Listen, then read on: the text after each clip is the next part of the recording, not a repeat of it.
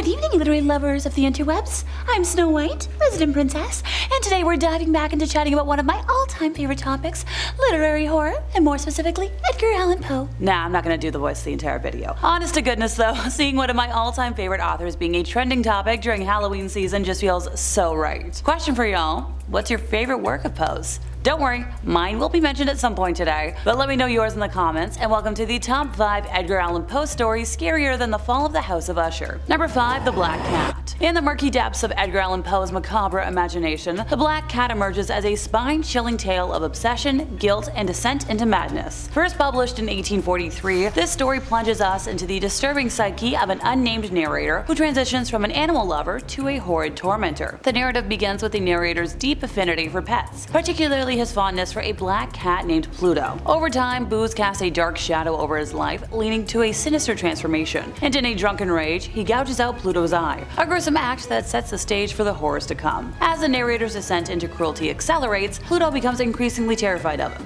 an instinctive response to his cruelty. Their bond deteriorates, and the narrator finds himself plagued by remorse. Yet his anger only intensifies. In a fit of rage, he hangs Pluto from a tree, ending its life. The twisted tale takes a surreal turn when the narrator's house mysteriously burns down, leaving just one wall standing. The remaining wall bears a haunting image of a gigantic cat with a noose around its neck, an eerie testament to his guilt. His mind, however, concocts a rationalization, a feeble attempt to explain away the inexplicable. Haunted by the past, the narrator encounters another black cat, similar to Pluto, but with a white mark on its chest, resembling a noose. This cat becomes a source of dread, a painful reminder of his past cruelty. His fear and loathing fester, driving him to the brink of madness. Desperation escalates when he tries to end the cat with an axe, but is thwarted by his wife. In a fit of rage and desperation, he ends his wife and conceals her body in a cellar wall, sealing his gruesome secret. But here's where the tale takes a haunting twist. The police arrive to search the house, but the wife's corpse eludes their discovery. The narrator, his ego brimming with confidence, boasts of the cellar's sturdiness, but a haunting cry emerges from behind the very wall he constructed to hide his guilt. As the police tear down the wall, a horrifying truth emerges.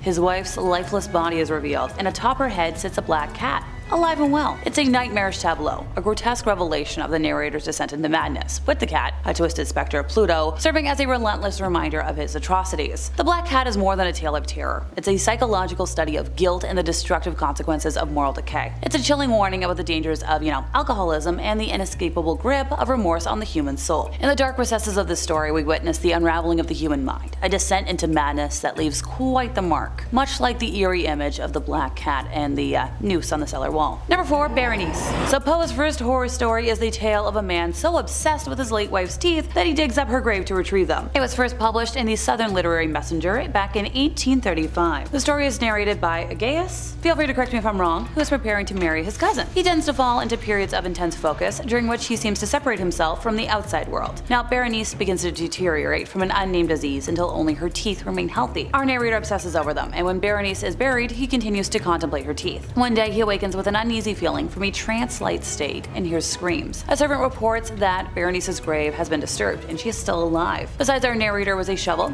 a poem about visiting the grave of my beloved, and a box containing 32 teeth. Yeah, he was so fixated on extracting the teeth that he didn't only, not notice the screams of his wife, who turns out had actually been buried alive. Contemporary readers were horrified by the story's violence and complained to the editor of the Messenger. This grisly subject may have been inspired by actual events. Fun fact. Poe was living in Baltimore when a February 23rd of 1833 article in the Baltimore Sunday Visitor reported that grave robbers had been caught stealing the teeth of corpses for dentures. Now 2 years later, when he published the story, Poe told his editor the story originated in a bet that he could produce nothing effective on a subject so singular, provided he treated it seriously. So, make of that what you will. Number 3, The Cask of Amontillado. In the dark recesses of literary history, few tales are as chilling and mysterious as this one. Written in 1846, the short story, shrouded in carnival intrigue, dives into the abyss of revenge and burial alive, a theme that, Poe kind of has a reputation for exploring in his works, if you couldn't tell. Our protagonist, Montrezor, invites Fortunato to partake in Amontillado, a wine whose authenticity remains unproven. This simple yet ominous gesture leads Fortunato down into the cryptic catacombs catacombs of the Montresor family. It's here, beneath the Earth's mantle, that the story takes a sinister turn. So Montresor's motives for the revenge remain as murky as the catacombs themselves. Is he simply a madman, driven to madness by perceived insults, or does he harbor a deeper grudge, one stemming from a loss of status and a festering vendetta? The ambiguity of its haunting, and it adds a layer of psychological horror that lingers long after the story ends. So Fortunato, an expert in wine, falls victim to his own hubris. He follows Montresor with a connoisseur's arrogance, failing to perceive the trap that has been meticulously set for him. It is a testament to Poe's ability to craft tension through the unraveling of, hubristic character flaws. This narrative, like many of Poe's others, is told from the perspective of the killer, a peer into the darkest corners of Montresor's mind as he methodically seals his friend's fate. The disturbing reality of being buried alive, entombed in the catacombs, sends shivers down the spine of the reader. As the story closes, we're confronted with the horrifying revelation that 50 years have passed since Montresor exacted his revenge, and Fortunato's remains lie undisturbed in the depths of the earth. This chilling denouement leaves us with more questions than answers, and it's the ambiguity that leaves us haunted. It's not surprising that scholars have delved deep into the mystery of, our killer's motives. The lack of clarity, the possibility of insanity, and the undercurrents of class and status all offer fertile ground for analysis. Poe, known for his intricate narratives, leaves us with tantalizing clues, challenging us to decipher the true motivation behind the macabre act. One can't help but wonder if the, personal vendettas and rivalries of Poe's own life may have inspired this tale of retribution. Kinda like our villain, Poe may have harbored his own grievances against literary contemporaries, making the Cask of Amontillado a dark reflection of his own desires. Since its initial publication, this story has infiltrated popular culture, inspiring countless adaptations and interpretations. This enduring fascination with Poe's tale underscores its timeless and universal appeals, testament to the enduring power of his words to terrify and captivate. In the catacombs of Poe's creation, we're left with a chilling sense of unease, where revenge knows no bounds and motives remain concealed in shadow. This story endures as a masterpiece of horror, offering no neat resolutions, but instead a cryptic, eternal enigma. Something I love. Number 2, Hop Frog. So, in the shadowy realms of, Poe's tales, Hop Frog emerges as a unique and unsettling exploration of vengeance, one that dives deep into the twisted psyche of its characters. Published in 1849, this short story unveils the grim narrative of Hop Frog, a court jester suffering from dwarfism who becomes the target of unspeakable harm in a kingdom where humor knows no bounds. Now, this kingdom is ruled by a king with an insatiable appetite for laughter, living solely for the pleasure of jests and pranks. Hop Frog, along with his companion Trippetta, both taken from their homeland and, enslaved, is subjected to the king's relentless jests. But Hop Frog's tolerance reaches its breaking point when the king physically attacks Trippetta, the one person he cares for deeply. What ensues is a macabre act of poetic justice. Hop Frog devises a plan to exact revenge on the king and his counselors, dressing them as orangutans for a masquerade. As the tale unfolds, we witness a tableau of horrifying transformation, as the powerful men don tight-fitting costumes soaked in tar and flax. The guests at the masquerade are shocked, some believing the creatures to be actual orangutans.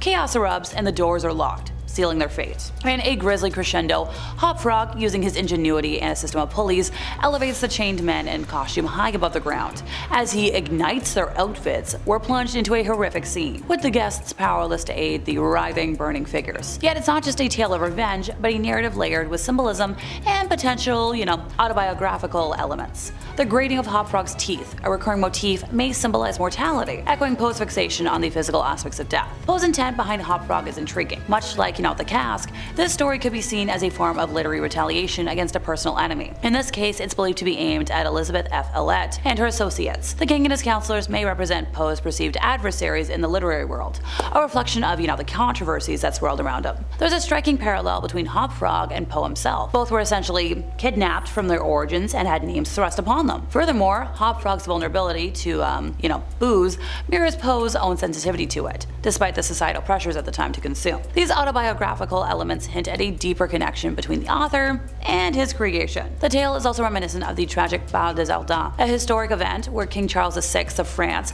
and others dressed in highly flammable costumes nearly succumbing to a fire during a masquerade.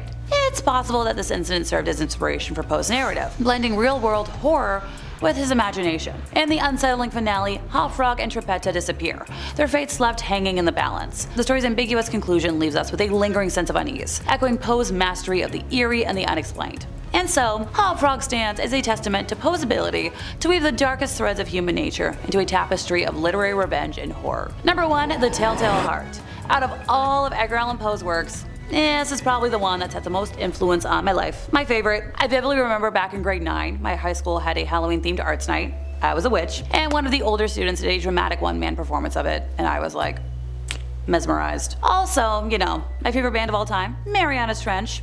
Listen to them if you haven't already. They have an entire album that draws inspiration from Poe's work. Like, it's called Phantoms. You should listen to it. Also, while you're at it, listen to Ever After, because that's my favorite. Okay, pardon me, I should probably tell the story now. ADHD is a fun time. An unnamed narrator is driven to killings by the sight of an old man's hideous eye. Although he has, you know, supersonic hearing, the narrator repeatedly assures the reader he's not mad, and as evidence, tells us how calmly and methodically he can tell the tale until he starts hearing the dead victim's heart beating from its hiding place underneath the floorboards. Different real-life killers have been cited as the inspiration for this tale, and among them is the 1830 killing of Joseph White of Salem, Massachusetts. The special prosecutor on the case, Daniel Webster, published his argument on the trial as a pamphlet. In the text he writes that the killer's guilt will eventually reveal itself, and that the secret which the killer possesses soon comes to possess him.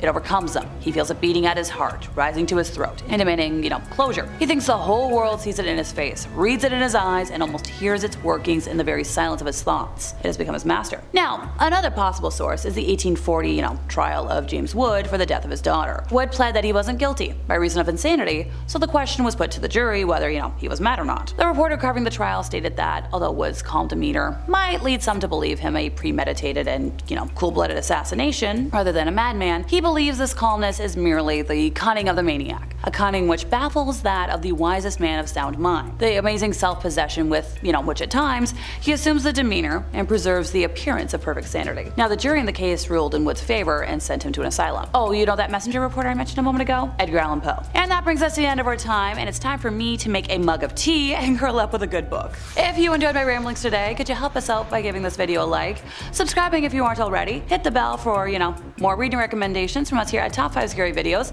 and I'll see y'all next time, you lovely spooky people.